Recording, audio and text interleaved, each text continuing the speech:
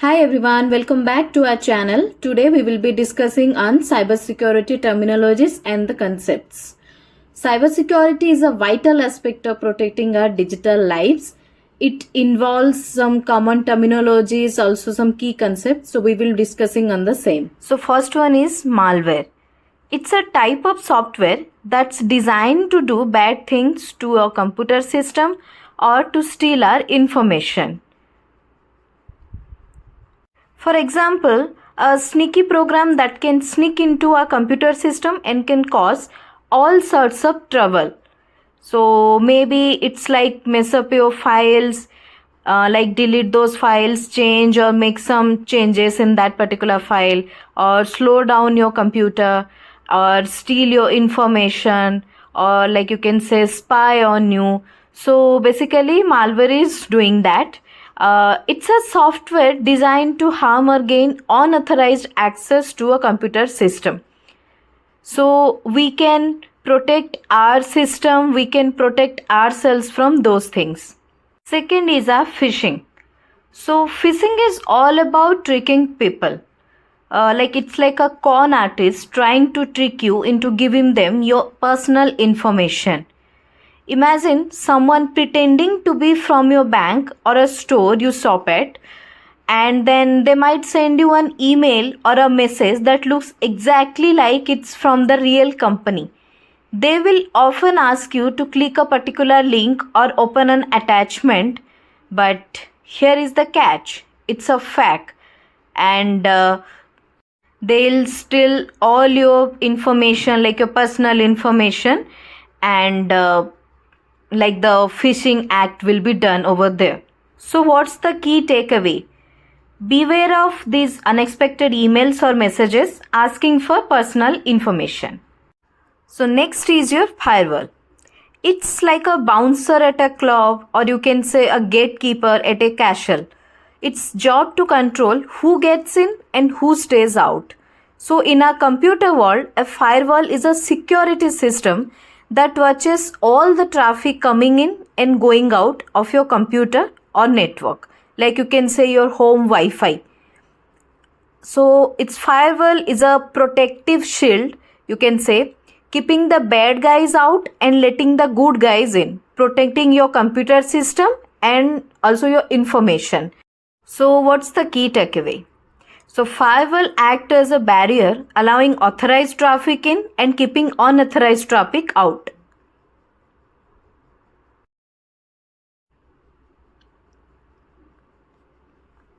So next is a vulnerability. Imagine your house has a tiny crack in the wall, or maybe the lock on your front door is a little loose.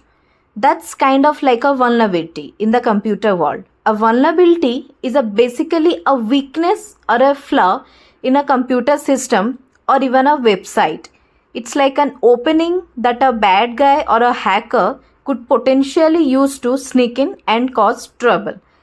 For example, sometimes the software on your computer might have a bug. It's like a small mistake in the code. Hackers can sometimes find these bugs and use them to get access to your computer without your permission. That means what we expecting is the exploiting a vulnerability. So what's the key takeaway? All systems have vulnerabilities. The goal is to identify and patch them before they are exploited. Next is your exploit. As we have already discussed that vulnerability is like a small opening or a weakness in a wall. An exploit is like the tool a burglar uses to get through that opening. It's a piece of code, a trick, or a method that takes advantage of that weakness to do something harmful. For example, if a software program has a bug that lets someone take control of your computer, an exploit would be the specific instruction the hacker uses to actually take control. So what's the key takeaway? Exploits are the tools attackers use to take advantage of weaknesses. So basically, the attackers are actually take advantage of vulnerabilities by exploiting those. Next is a social engineering. Think of it like a con artist. They might call you pretending to be from your bank the government, or even your company's IT department. They might sound very convincing and create a sense of urgency or fear to pressure you into acting quickly without thinking. For example, they might say, your account has been compromised, we need your password right now to fix it. Or they might send you an email that looks official and says you need to click a link to avoid a penalty. So, what's the actual key takeaway for social engineering? Social engineering exploits human psychology, so be skeptical of requests for sensitive information. Next is a botnet. Botnet is like a powerful weapon for hackers.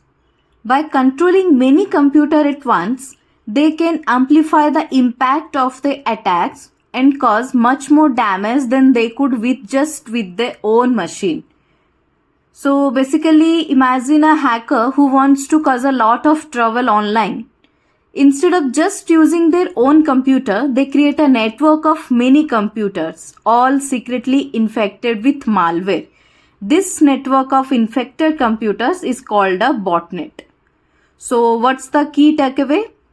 The key takeaway is that botnets are dangerous because they harness the power of many compromised computers, making them much more effective. So beware of these particular hackers. Next is the data breach. A data breach is like a break-in, but instead of someone stealing physical things, they steal information. It happens when sensitive data like personal details, financial records, or confidential business information is accessed or taken by someone who is not allowed to see it.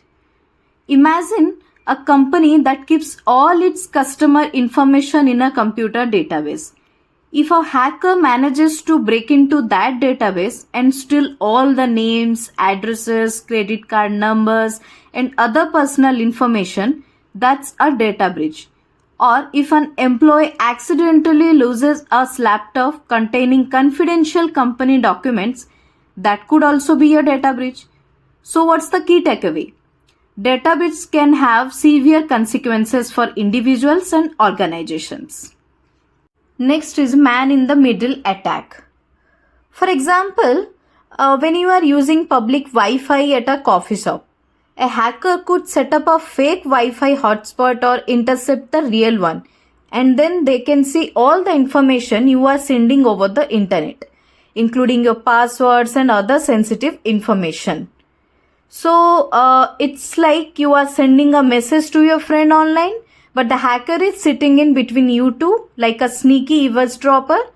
They can read your messages, and even worse, they can change them before passing them on to your friend. So what's the key takeaway? MITM attacks compromise the confidentiality and integrity of a communication system. So be awake while using public Wi-Fi. Next is your authentication. Authentication is like showing your ID card to get into a building or providing you are who you say you are. In the digital world, it's the process of verifying that you are the person you claim to be. It's how websites and computer systems make sure that only authorized users can access them. For example, logging into your email or any online account. When you enter your username and password, the system checks if those match what it has stored for your account. If they match, they are authenticated. The system recognizes you as the legitimate owner of that account and lets you in. So, authentication can also be used for devices. For example, your phone might use your fingerprint or facial recognition to authenticate you before unlocking. Next is your two-factor authentication, which means the first lock is your password, like something you know, and the second lock is something you have, like a code sent to your phone. For example, when you log into your bank account, you enter your password. This is the first factor, and then the bank sends a code to your phone via text message or an app. It's a second factor. You then have to enter that code on the website to complete that login process. So two-factor authentication makes it much harder for hackers to break into your accounts. Even if they somehow figure out your passwords, they still won't have access to your phone or your fingerprint, making it very difficult for them to get in. It's like having a super strong lock on your digital life. So what's the key takeaway? Two-factor authentication makes it much harder for attackers to gain access, even if they have your password. Next is your penetration testing. It is also known as ethical hacking. Is like hiring a professional burglar to try and break into your house before a real burglar does. Instead of stealing anything, this burglar, the penetration tester, tries to find any weaknesses or vulnerabilities in your house's security. Maybe a window lock is faulty or the alarm system is not working properly. So in this digital world, penetration testers are security experts who try to hack into computer system, networks or websites but with permission. They are hired by companies to find security flaws before real hackers can exploit them. So what's the key takeaway? Penetration testing helps organizations proactively identify and fix security gaps.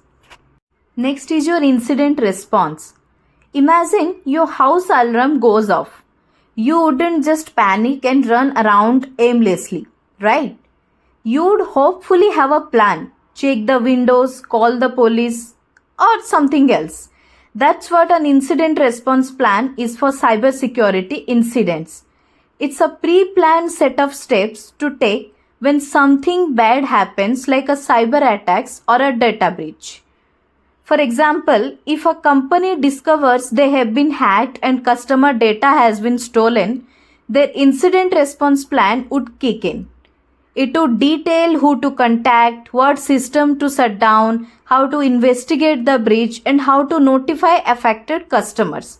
So the key takeaway is that having a good incident response plan is essential.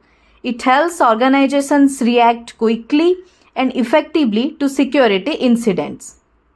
Next is your encoding. Encoding is like translating a message into a different language so it can be easily sent or stored. It's not about keeping the message secret but about making it easier for computers to handle. Think of it like this. Computers understand numbers much better than letters. So encoding is like turning letters into numbers so the computer can understand them. The important thing about encoding is that it's always reversible. You can always decode the message back into its original form. It's like translating the message back into your original language. And unlike encryption, encoding doesn't require any secret keys. So what's the key takeaway? Encoding is reversible, like you can always decode it. Decoding. It's simply the opposite of encoding.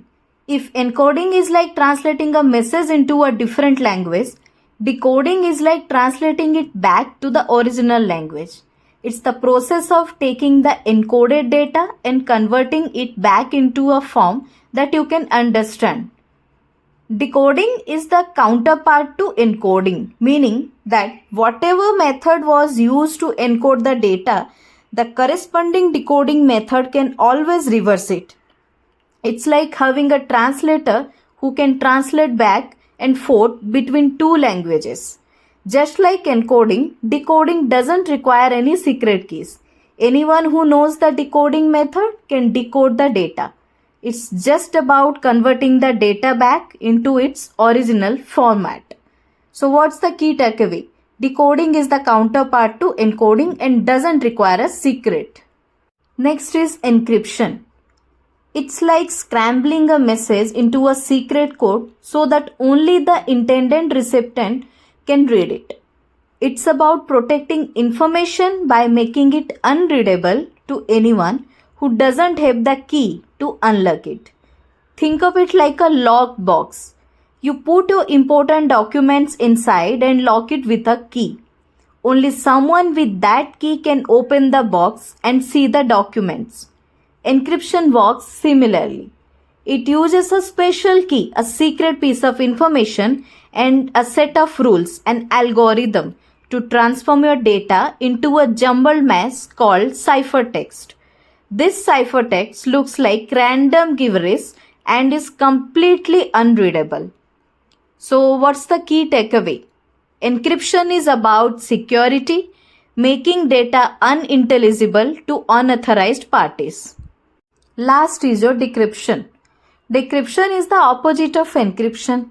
If encryption is like locking a message in a secret code, decryption is like unlocking it to read the original message. It's the process of taking the scrambled, unreadable data and turning it back into the original readable data, like from ciphertext to plain text. Think of it like this. You have a locked box with a secret message inside. Encryption is the process of locking the box and decryption is the process of unlocking it. To unlock the box, you need the correct key. Similarly, to decrypt ciphertext, you need the corresponding decryption key. So the key takeaway is that decryption is essential for accessing encrypted data. It's the only way to turn ciphertext back into plain text. And just like encryption, decryption relies on having the correct key. Without the key, the ciphertext remains unreadable. I hope you understand all those terminologies. If you understood all and if you like my video, then please do like, share and subscribe. Thanks for watching.